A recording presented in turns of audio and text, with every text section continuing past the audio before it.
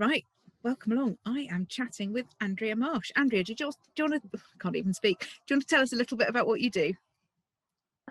Hi, I'm Andrea. I'm a shiatsu practitioner, but I specialize in helping women alleviate menopausal symptoms with natural solutions, supplements, and shiatsu under the banner of Cotswold Menopause. So I'm your natural solutions expert. Now, today we are going to be looking at dizziness because it's a symptom that comes up a lot in the Facebook group, isn't it? Yeah, and it distresses me to see because I know, first of all, I know from any bout of dizziness which I have, which I can say is absolutely minimal in my life, it's horrible. So to see women suffering with this day in, day out is nasty. And that in looking into how, medical practice can help you, there isn't an awful lot they can do. And for some people, I know it's a question of bashing your head to reset some of the granules in your ear. But what I thought today would be really good for the women to understand is where it's coming from and how you can start resolving it naturally. Um, so I'm going to dive right in and say that when you've normally got dizziness, you can have associated vertigo. And I don't think I've ever met a woman that says she's dizzy but isn't fatigued. So the symptoms set tie together, and then the likelihood is you're going to be suffering from anxiety as well, because they literally are a symptom set like this. Now, this symptom set comes from my background as Chinese medicine. And in Chinese medicine, we have the expression or the outlet of your symptoms, of the deeper symptoms in the body, come out through different orifices on the face. So your eyes are your liver, and the mouth is your gut, but your ears are to do with what we call kidney energy. And kidney energy is your constitutional energy. And constitutional energy is different to daily energy. So daily energy is when you were younger, you might have had a really hectic day, you go to bed and you sleep and you wake up and you're refreshed. And it's like a 24-hour cycle. Get a good night's sleep, all sorted, reset, off we go again. Your constitutional energy, which I think you know a lot about now, and I've definitely learned a lot about myself, is that you, irrespective of whether you get a good night's sleep or not, that's a slightly different topic, but the following day, there is still a fatigue there. And there's just this tiredness, and you're just going through life, getting more and more tired. You look back over yourself for the last 3 years and you go, I'm just so tired now. I'm just not the woman that I was. Where is this all coming from? That is your constitutional energy. It's your essence, it's your makeup. And a lot of times I'm saying it's your petrol tank of life. Yeah. So in Chinese medicine, this petrol tank of life, we only get one petrol tank and it depletes. And the problem with the current menopause is that it's depleting too quickly, because women have careers, run houses, looking after the parents, you name it, women are doing it. And they're genuinely exhausting themselves at a younger age than any previous generations ever did. And I think this is why we're seeing the rise of symptoms during the perimenopause as opposed to the menopause. So this constitutional energy is your petrol tank getting really low. And there's things we can do to top it up, but you can never fully top it up because that would be anti-aging. So the petrol tank decreases anyway. That's life, that's growing older. But we've got to that empty stage. We've got to the red marker too soon. And the problem is when we get to that red marker, our bodies start telling us that the red light is on. So things start beeping. And that beeping is coming out through your ears. So if you think of the red light coming on your petrol tank, that is your ears telling you you are sorely depleted. So again, the Chinese medicine isn't going to make any sense to you, but an outward signs that you're sorely fatigued is to start getting ear symptoms like dizziness and vertigo. So when you go to Western doctors, they are treating the ears. When you come to Eastern solutions, we look to the kidney energy. Now, kidney energy, what does that mean? In a nutshell, we translate it as adrenaline and adrenal fatigue in your adrenals. So we have to look at ways of helping you with your deep energy and making you feel better. So we'll go into it more, but that's kind of the summarization of it, just to say that when you are getting these symptoms all to do with the ears, to resolve it, you start looking to your deep, deep energy. I'm just going to ask us a sort of slightly aside question, but I think it's relevant. Yes. Now, I know we've covered this off in previous things, that there are different times in the 24 hours that each part of us is replenishing itself. Yes, that's the word I'm after. Yeah, sorry, the word. My Chinese medicine is rubbing off on you. So what time is kidney replenishment? Okay, I'll throw this back at you and say, what is the time of day where you can feel utterly exhausted and want to take a nap? Oh, late afternoon. There it is. Okay. So it's the 3 to 5 p.m. So it's the classic, that is the kidney energy thing. When people are having that late afternoon slump, that is, and obviously if that is then tying in, I just thought that if we'd mentioned that, that might just switch on a light bulb for quite a lot of people going, oh, hold on, dizziness and the 3 p.m. slump. Oh, hang on, she's talking about me. Do you know what? I'm so chuffed, because I think after me, saying all this to you for what, a good year and a half, you're piecing it together and really getting the hang of it now, how this all literally hangs together. And yeah, it's a big problem. Now, if you can go for a 3 p.m. nap and have 20 minutes. So right now, as we record this, we're in one of our little heat waves. So I've got to admit, I've gone to my swing and I've had some naps this week, and that's fine. You get replenished, you get back on. But if you're a lady looking to 1 to 2 to 3 hours, that's serious fatigue. And at the end of the day, it's going to come back to your nutrition, because with the best will in the world, like I said, the Western doctors will say you might want to do this with the ears, you want to do that for the ears. But these symptoms, if you actually maybe sit there and think back at how these symptoms come on, they don't just go like this. They're starting to grow. It will start as the fatigue, then the anxiety may have come in, and then after maybe a year or so of anxiety, and the fatigue has probably 3 or 4 years at this point, then tinnitus and vertigo and dizziness. Yes, so tinnitus is the other one.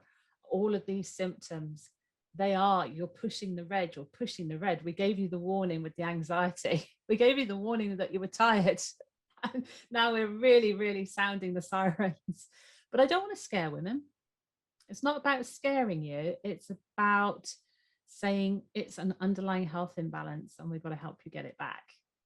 And absolutely. And I think actually the way you've explained it makes it less scary. It makes it like, okay, I'm all off kilter, rather than my ears are off kilter. And actually the way my brain works, that makes it feel more like, okay, I've got a project resolve everything, rather than, oh, more drops or some tablets which just address, if you had a broken arm, you wouldn't just put a plaster on it. You'd work out where the bone was broken and actually do something more structural, wouldn't you? And this is only the same. Well, there's physiotherapy, there's supplements, painkillers, obviously, and the cast, the support. So yes, you could think of it like a gigantic broken bone, and these things need many angles, and it is frustrating for people who might put in eardrops or try this or the other and not get a resolution, because it's coming from so deep within. And I'll tell you a funny story now. This normally makes people laugh. I really solidified this theory. I mean, we're taught this theory. I've done 3 years at college to learn all this, but it's life that makes it real. And it became real to me through looking after dogs and shiatsuing dogs close to your heart. And you've probably heard of vestibular disease, when dogs, their eyes start going and they lose their balance. And actually this happened to my mum's little dog in January, because it tends to happen more in the winter months. And they say there's nothing you can do, but actually if you warm up the kidneys, and I spent 3 or 4 days working with my dog with essential oils and kidney and with the kidneys, and brought her back from it as good as new, because the Chinese medicine says go to the kidneys.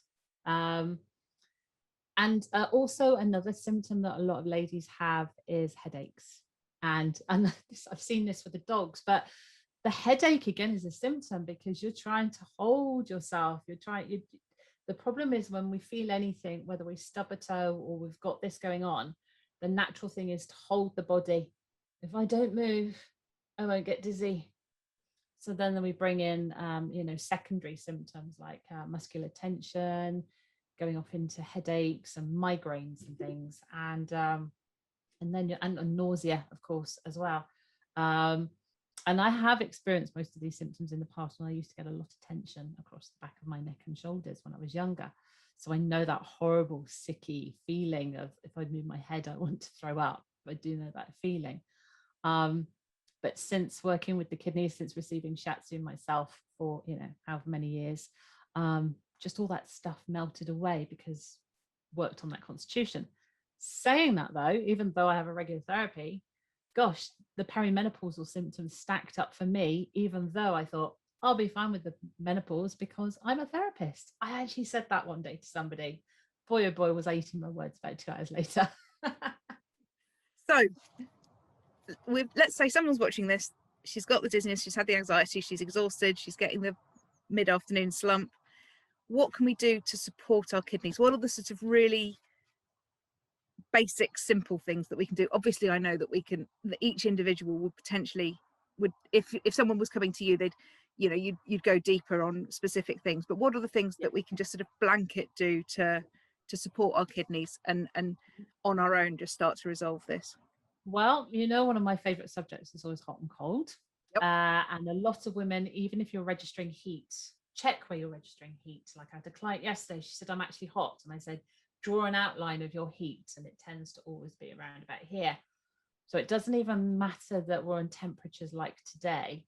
The kidneys can still be cold. So if you physically put your hands over your kidneys and your kidneys are situated behind your back, so you put your hands behind your back, put your hands over your lower rib cage, so you're clasping your waist. If your hands feel pleasantly warm through to pleasantly hot, it doesn't matter about the temperature, it's just that it feels pleasant, then your kidneys are cold. So we're both sat here, currently 26 degrees on my computer. I've got my hand on my kidneys and it feels nice to have warm hands on my kidneys. And I suspect you're feeling the same. So as soon as I take my hands off, I've got a shiver. Yeah. I just got a shiver of cold. I was like, oh yeah. Because despite it being a really warm day. Yeah. Exactly. Yeah. So it doesn't matter what day of the year it is. It's about checking your kidney temperature. And you know what? Sorting this out goes to the root of hot flushes and so many other things. So you're not just you pretty much could sort out all menopausal symptoms if you look after your kidneys.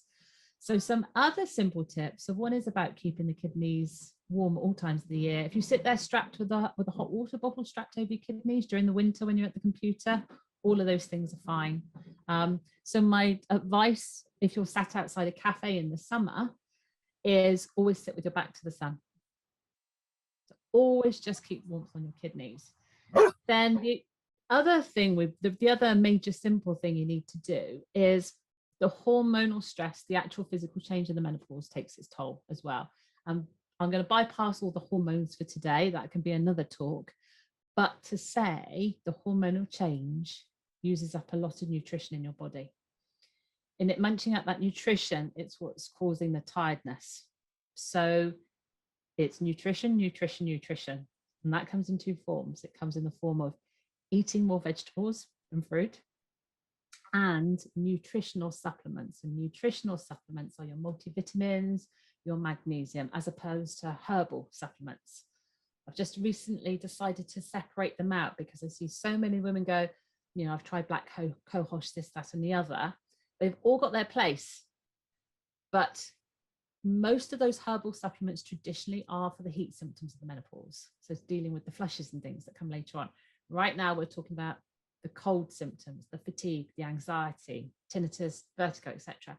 That is a direct sign of nutritional depletion. So it's nutritional supplements. So you can't go wrong if you start on your vitamins and minerals and omega oils. Awesome. That's just so comprehensive and yet so simple. It's brilliant.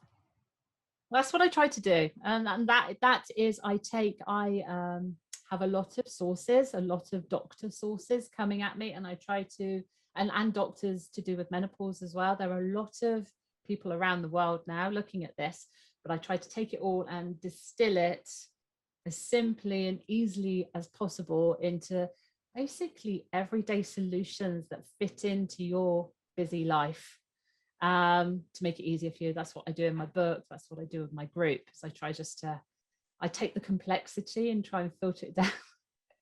Just I was like, look, just do this. If you want the complexity, I can give you the complexity. But if you actually just want to get on and do it this way. The only other thing I'll add into all of that is time and rest for the kidneys. This is about time. There are some symptoms we can sort out in a couple of weeks, but getting your constitutional energy back is time, and therefore patience, personal TLC, R&R, whatever you want to call it. Boundaries, making space for yourself, not feeling guilty about things, not pushing yourself too hard. If you don't want to do the exercise, don't do it. It's about resting your body. It's the most rejuvenative thing you can do for yourself at this time is rest. Absolutely. And I will just briefly before we finish say from personal experience, having pushed through and pushed through and pushed through and pushed through and pushed through and then pushed through some more, knowing that I was beyond exhausted continuously, it took having to completely stop. And I desperately wish never to let any other woman get to that point where she literally has to completely stop, because it is an awful place to get to. And yeah, so if you're feeling like you're going in that direction and you're watching this, please make space for yourself now so that you don't have to feel how I felt. I can't stress enough, which is why I try to use the petrol tank analogy to make it very, very clear. You can't push through this. When the petrol tank is empty, you are in bed and you can't lift a limb. And there are women out there like that, and I don't want that for anybody. I think actually the warning bells that are literally going off in your ears, you know, they're that's your body telling you, please change. But I understand the frustrations of women not knowing how to change. But that's why I'm here doing this video today. Thank you so much, Andrea. Oh, you're welcome, Emily.